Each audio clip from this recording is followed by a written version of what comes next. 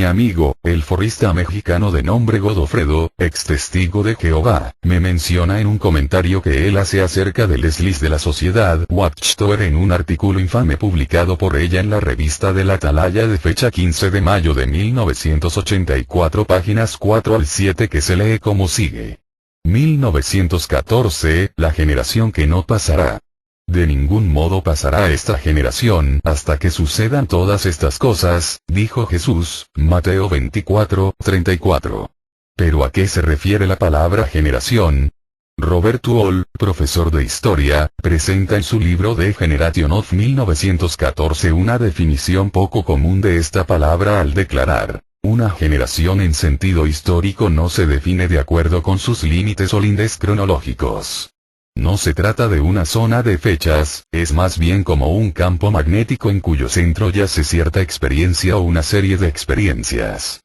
Para que se desarrolle la conciencia de pertenecer a cierta generación, lo esencial es algún punto de referencia común que resulte en un sentido de ruptura con relación al pasado. Dicho punto de referencia siempre proviene de grandes sucesos históricos, como guerras, revoluciones, plagas, hambres y crisis económicas.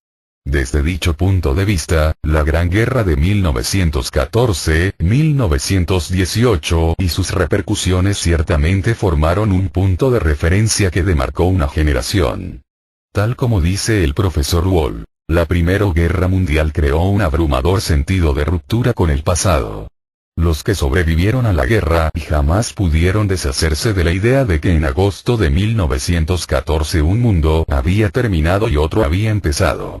Jesús usó la palabra generación muchas veces en diferentes contextos y en diferentes sentidos.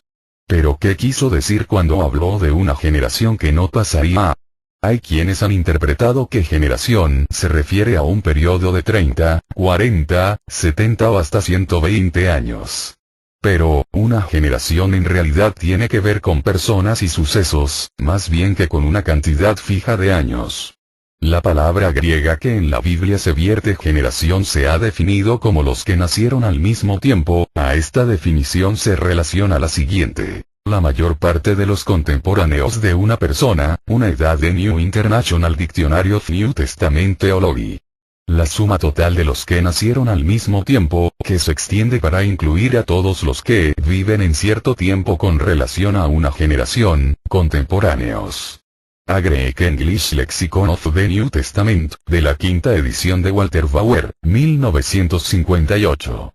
En estas definiciones se incluye tanto a los que nacieron alrededor del tiempo de un suceso histórico como a todos los que vivieron en dicho tiempo.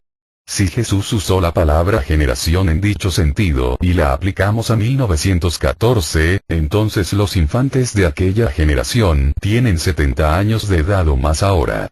Y otros que estaban vivos en 1914 tienen más de 80 o 90 años de edad ahora, y hay algunos que hasta han alcanzado los 100 años de edad. Aún viven muchos millones de personas de aquella generación. Algunas de ellas no pasarán de ningún modo hasta que sucedan todas las cosas. Lucas 21:32. Desde 1914 ya hemos sobrevivido a 2 guerras mundiales y muchos otros conflictos importantes, además de hambres, terremotos, pestilencias y así por el estilo. Lucas 21:10-11. Pero Jesús dijo: de ningún modo pasará esta generación hasta que sucedan todas estas cosas. Mateo 24:34.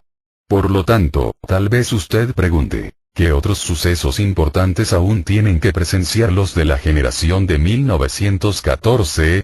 ¿Y pueden estos sucesos realmente ocurrir en el periodo que le queda a dicha generación? ¿Cuáles serán los próximos sucesos?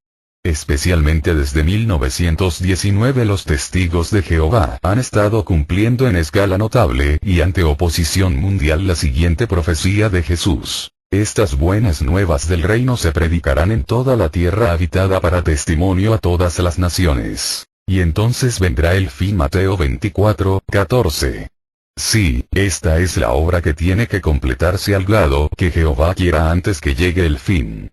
¿Qué otros sucesos tienen que ocurrir en el periodo que le queda a la generación de 1914?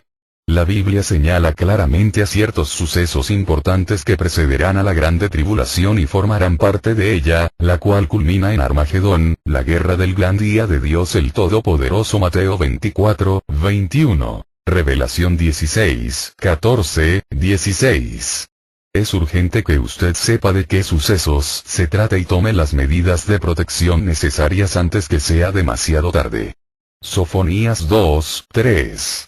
El apóstol Pablo profetizó acerca de uno de estos sucesos al declarar: ustedes mismos saben bastante bien que el día de Jehová viene exactamente como ladrón en la noche. Cuando sea que ellos estén diciendo, paz y seguridad, entonces destrucción repentina ha de sobrevenirles instantáneamente. Esta profecía muestra de manera clara que, justamente antes del fin de este sistema de cosas, se declarará paz y seguridad de alguna manera excepcional, ya sea mediante las Naciones Unidas, o por medio de líderes políticos y religiosos independientes. ¿Qué seguirá a dicha declaración?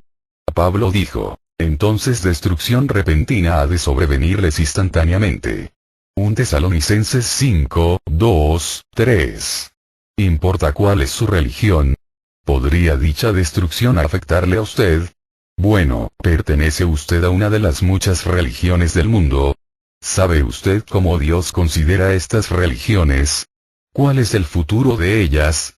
Usando como símbolo una gran ramera llamada Babilonia la Grande, el apóstol Juan describió por inspiración divina un sistema que por siglos ha disfrutado de asociación íntima con los reyes de la tierra que ejercen el poder político.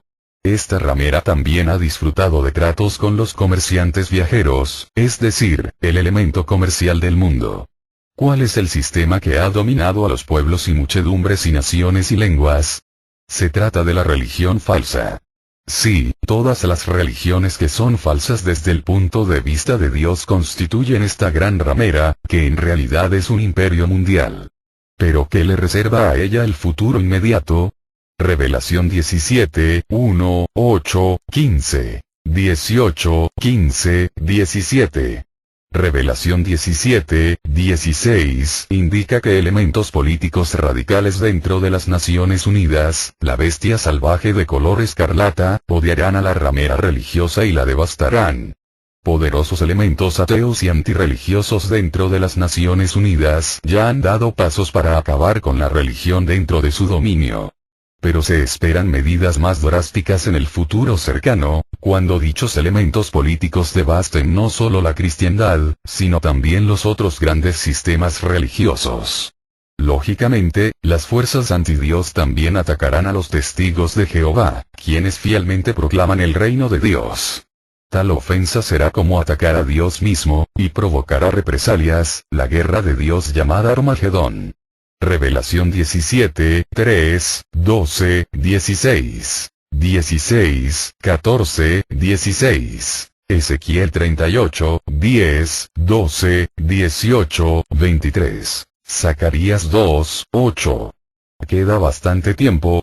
Desde el punto de vista puramente humano, podría parecer que dichos sucesos difícilmente podrían ocurrir antes que la generación de 1914 desaparezca de la escena.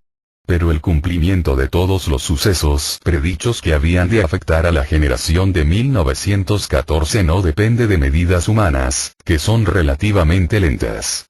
La palabra profética que Jehová pronunció mediante Cristo Jesús es: esta generación de 1914 no pasará de ningún modo hasta que sucedan todas las cosas. Lucas 21, 32.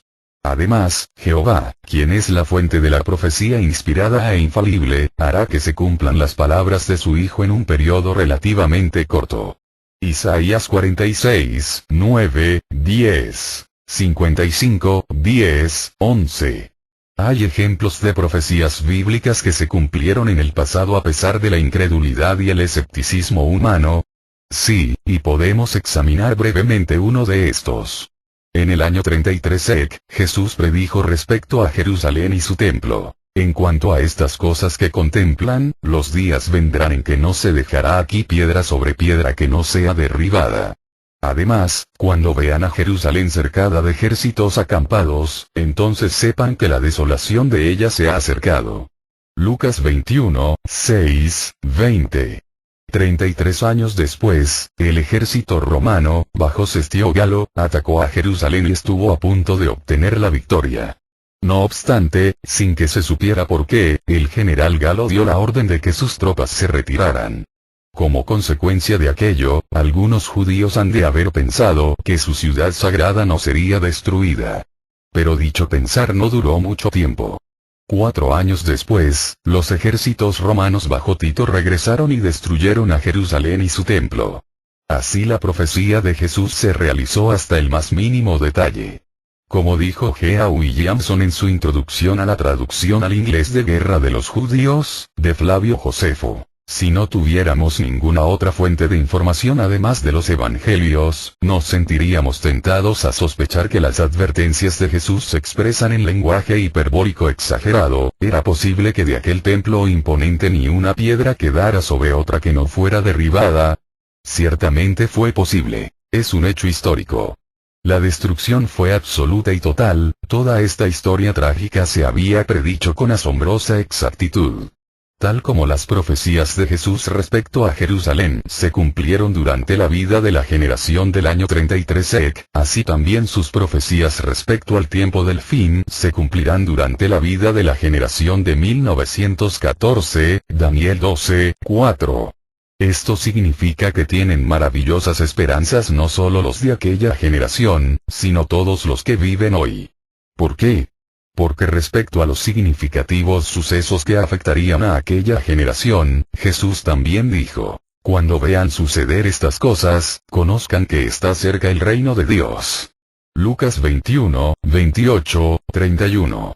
La proximidad del reino de Dios hoy significa el fin de los divisivos sistemas políticos, religiosos y comerciales de la actualidad. Significa que se introducirá un nuevo gobierno justo para todas las personas obedientes de la humanidad. Usted puede escoger la vida eterna bajo este arreglo de nuevos cielos y una nueva tierra. 2 Pedro 3:13, Juan 17:3. Sí, usted puede llegar a ver este prometido nuevo orden, junto con los sobrevivientes de la generación de 1914, la generación que no pasará.